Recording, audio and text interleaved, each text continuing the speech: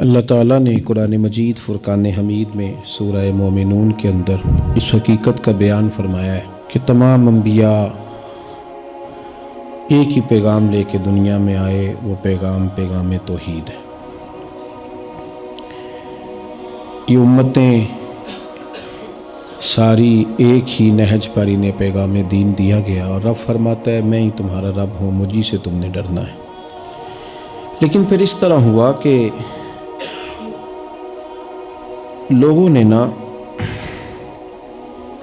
دین میں تقسیم شروع کی، مختلف ہیلے بہانے کر کے لوگوں نے مختلف قسم کی گروہ بندیاں کی۔ بعض جگہ پہ اصولی اختلاف تو ہو جاتا ہے، عقائد کے معاملات ہو جاتے ہیں، وہاں بہرحال حق ہوتا ہے اور باطل ہوتا ہے، لیکن فروعی معاملات کے اندر بھی لوگ جہاں رائے کی گنجائش بنتی ہے وہاں بھی کسی گنجائش کو سننے کو اور قبول کرنے کو تیار نہیں ہوتے۔ اللہ تعالیٰ نے انسان کی اس عادت کو اس طرح بیان کیا کہ کل حزب بما لدیہم فرحون، ہر گروہ اسی پر نازاں ہے، اسی پر خوش ہے جو اس کے پاس موجود ہے۔ ہر جماعت، ہر گروہ جو چیز اس کے پاس ہوتی ہے وہ اس پر نازاں ہو جاتا ہے، لیکن جہاں کسی چیز کو وحدت بنایا جا سکتا ہے، جہاں کسی کی رائے کو سننے کی گنجائش ہو سکتی ہے، وہاں بھی لوگ سننے کو تیار نہیں ہوتے۔ یاد رکھیں کہ جو زندوں کا معاشرہ ہوتا ہے وہاں رائے کا اختلاف بھی ہوتا ہے۔ قبرستان میں اختلاف نہیں ہوتے، کیونکہ نہ کوئی بول رہا ہے نہ کوئی بحث کر رہا ہے، لیکن جہاں لوگ دیکھتے ہیں، جہاں لوگ کان رکھتے ہیں، جہاں زبان رکھتے ہیں، وہاں پھر لوگ رائے بھی رکھتے ہیں، اور رائے کا اختلاف بھی وہاں ہو جاتا ہے۔ ہم یہ کرتے ہیں کہ فروعی مسائل میں جہاں دین گنجائش دیتا ہے وہاں بھی کسی مخالف کی رائے سننے کو تیار نہیں ہوتے، حالانکہ ہمارے بزرگوں کے ہاں عقائد تو مسلمہ رہے، اللہ کی ذات کے بارے میں، رسول اللہ کی عظمت کے بارے میں صلی اللہ تعالی علیہ وسلم، وہاں تو اصول میں تو عقائد میں تو وہ لوگ بڑے پختہ رہے، لیکن جہاں فروعی معاملات ہوئے کہ ہم نے آمین کہنا ہے نہیں کہنا ہے، ہم نے رفع الیدین کرنا ہے نہیں کرنا ہے، جہاں فروع کی بات آئی وہاں ہمارے آئمہ میں اختلاف رائے ہوا، امام شافعی کا امام مالک سے، امام احمد بن حنبل کا امام اعظم سے، لیکن ہم صرف امام اعظم کے مقلد ہیں، اس کے باوجود کہتے ہیں امام احمد بن حنبل رحمۃ اللہ علیہ، اس کے باوجود کہتے ہیں امام شافعی رحمۃ اللہ علیہ، امام مالک رحمۃ اللہ علیہ، اور ہر جگہ اس خوبصورتی کے ساتھ ان بزرگوں کے نام لیے جاتے ہیں، تعریف کی جاتی ہے، ان کی جو خیر کی باتیں ہیں وہ بیان کی جاتی ہیں، ان کی زندگی سے، ان کے احوال سے، اقوال سے جو فیض ہمیں ملتا ہے وہ حاصل کیا جاتا ہے۔ لیکن نسل نو میں ہم یہ دیکھتے ہیں کہ رائے کے اختلاف کی گنجائش ہی باقی نہیں رہی۔ کسی بندے نے کسی شخص سے کو تھوڑا بہت اگر کہیں اختلاف کر لیا تو مخالفت بن جاتی ہے۔ وہ کہتا ہے کہ جو میں سمجھتا ہوں، جو میں جانتا ہوں، جو میری جماعت نے فیصلہ کیا ہے، جو میرے گروہ کا کہنا ہے 100% وہی حق ہے، حالانکہ یہ ٹھیک نہیں۔ آپ اگر سننے کی طاقت رکھتے ہیں تو پھر کسی اور کو بھی سنیں، اگر آپ بولنے کی طاقت رکھتے ہیں تو پھر آپ رائے کا اظہار بھی کریں، اور اس سے زیادہ پریشان نہ ہو۔ ہمارے ہاں ایک بہت بڑا گروپ ہے جو دین پر عمل نہ کرنے کا یہ بہانہ بناتا ہے کہ مولوی لڑتے بڑا ہیں تو کس دین پہ عمل کریں۔ تو میں اکثر ان سے کہتا ہوں کس مولوی نے کہا ہے کہ فجر کے فرض 3 ہیں یا 4 ہیں؟ کہا ہے کبھی کسی نے؟ کتنے ہیں؟ سارے کتنے بتاتے ہیں؟ تو پڑھتے کیوں نہیں؟ کام تو یہ ہے کہ پڑھیں۔ ظہر کے کتنے فرض ہیں؟ سارے کتنے بتاتے ہیں؟ تو کام تو اس سے ہے کہ پڑھیں۔ کسی مولوی نے معاذ اللہ کبھی کہا ہو جھوٹ بولو، فراڈ کرو، جوا کھیلو، شراب پیو، سود کھاؤ، معاذ اللہ کہا ہے کبھی کسی نے؟ تو پھر ان کاموں سے بچنا چاہیے نا۔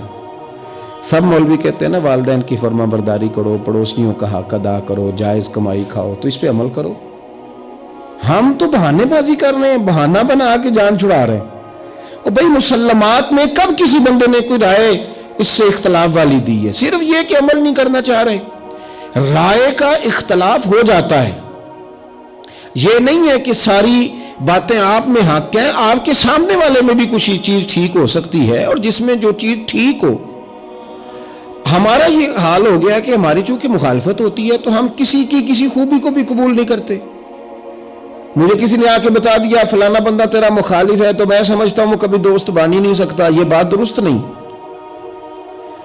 آپ تھوڑا غور کریں، حضرت عمر فاروق رضی اللہ تعالیٰ عنہ کی لونڈی نے کلمہ پڑھا ہے، جناب عمر نے بڑا مارا ہے۔ حضرت عمر کے ہاتھ میں تلوار ہے، وہ مکے میں گھوم رہے ہیں کہ معاذ اللہ حضور کو شہید کروں گا، تو یہ ساری خبر حضور کو بھی تو ہے نا، کتنی سخت دشمنی کر رہے ہیں حضرت عمر، یہ حضور کو خبر ہے۔ لیکن رسول پاک علیہ السلام ہاتھ اٹھا کے دعا مانگتے ہیں، اے اللہ عمر کو اسلام کی توفیق عطا فرما دے، کیونکہ عمر رسول پسند ہیں، عمر دلیر ہیں، عمر عادل ہیں۔ یہ بندہ اگرچہ آج دشمنی پہ کھڑا ہے لیکن اس کے اندر جو خوبیاں ہیں اس کا انکار کیا جا سکتا نہیں، تو حضور نے دعا فرمائی تو رب نے دعا قبول بھی فرمائی۔ پھر حضرت عمر کی بات، حضرت عمر فاروق گھر سے تو تلوار لے کے نکلے تھے، انہوں نے بڑے بڑے چونکوں میں اعلان کیے تھے کہ میں معاذ اللہ حضور کو شہید کروں گا، لیکن جب حق ان کے پاس آ گیا نا، انہوں نے اپنی بہن سے قرآن سن لیا، پھر انہوں نے یہ نہیں کہا کہ اتنا بڑا سردار ہوں اور فلانے چوک میں کہہ کے بھی آیا ہوں میں شہید کرنے جا رہا ہوں تو اب لوگ مجھے کیا کہیں گے، یہ نہیں کہا انہوں نے۔ وہ حق پرست تھے، انہیں سمجھ آ گئی کہ اب میرا ضمیر جاگا ہے تو میں نے یہ نہیں کرنا کہ اب لوگ کیا کہیں گے، لوگ جو کہتے ہیں کہتے رہیں، میں نے وہ قبول کرنا ہے جس کو میرا دل، میرا روح اور میری ضمیر قبول کر گیا ہے۔ اب میں کلمہ پڑھوں گا رسول کریم علیہ السلام کا۔ اس کا مطلب یہ ہے کہ آپ کے مخالف میں کوئی خوبی ہوگی تو آپ تسلیم ہی نہیں کریں گے۔ ہمیں حکم ہے کہ یہودیوں سے دوستی نہیں کرنی، ان کے ساتھ قربت کا تعلق نہیں بنانا، ان کی جو رسوائی قرآن پاک نے بیان کی اور ان کی جتنی چیزیں قرآن نے جس انداز میں ڈسکس کی اور کس نہج پر ان کی خرابیاں اور شرارتیں چلی گئی قرآن نے بیان کیا، لیکن سیرت کا ایک انوکھا انداز بھی ہے بات سمجھانے کا، وہ بھی آپ سمجھیں، وہ بھی آپ سمجھیں۔ ہمیں ان سے لیک سلیک بڑھانے کو نہیں کہا گیا، ان کی اس غلط کاریوں کی بنیاد پر ہمیں ان کے حق میں دل نرم کرنے کو نہیں کہا گیا۔ لیکن آپ یہ غور کریں کہ حضور سید عالم علیہ السلام جب مدینہ طیبہ آئے تو دیکھا کہ یہودی 10 محرم کا روزہ رکھتے ہیں۔ حضور نے پوچھا تم 10 کا روزہ کیوں رکھتے ہو؟ کہنے لگے اس لیے کہ اللہ تعالیٰ نے اسی دن حضرت موسیٰ علیہ السلام فرعون سے نجات دی تھی قوم کو، اور حضرت موسیٰ کلیم کو اللہ تعالیٰ نے عظمت عطا کی تھی، تو لہٰذا ہم اس شکرانے میں کہ فرعون بدبخت سے ہماری جان چھوٹ گئی ہم روزہ رکھتے ہیں۔ حضور نے کیا فرمایا؟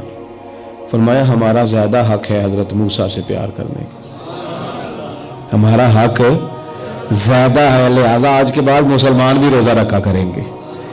اب اگر کوئی بندہ کام ٹھیک کر رہا ہے، ٹھیک کر رہا ہے، محبوب بہت ساری چیزیں قبول کر لیتے، وہ الگ بات ہے کہ اللہ کی طرف سے وحی آ گئی اور حضور نے اس بات کو جو حکم آیا اس کے مطابق کر لیا۔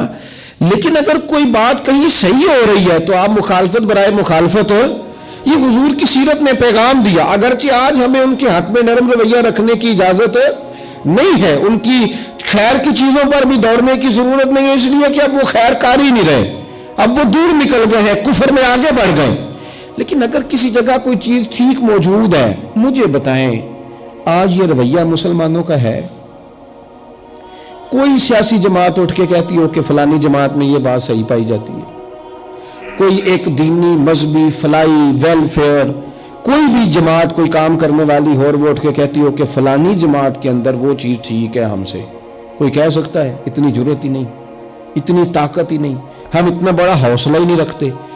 قبول کریں اگر کہیں کوئی خوبی ہے تو اس خوبی کو، ایک بات تو یہ اچھی طرح ذہن میں بٹھائیں۔ دوسری بات، ہمارے ہاں یہ ہوتا ہے کہ ہم خیر کی بات قبول کرنے کو تیار، اور دوسرا پہلو یہ ہوتا ہے کہ ہم نہ، اگر ہمیں پتہ چل گیا نا سامنے والے کا رویہ صحیح نہیں، ہم اپنا بھی خراب کر لیتے ہیں۔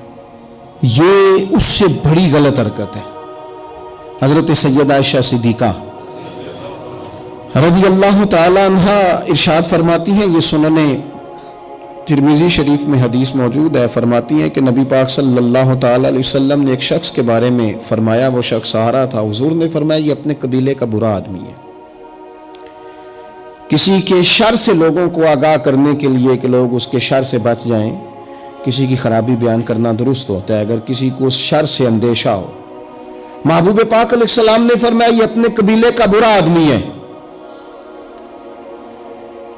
حضرت عائشہ صدیقہ فرماتی ہیں نبی پاک علیہ السلام نے اس کے بارے میں یہ بتا دیا، تنبیہ کر دی، پھر وہ شخص آیا، اور جب وہ آیا نا تو نبی کریم علیہ السلام بڑی خندہ پیشانی سے ملے، حضور نے اسے پیار دیا، جو مہمان نوازی تھی وہ حضور نے کی، وہ شخص چلا گیا۔ میں نے عرض کی یا رسول اللہ آپ نے تو کہا تھا کہ بڑا برا آدمی ہے، یہ کیا بات ہوئی؟ تو نبی پاک صلی اللہ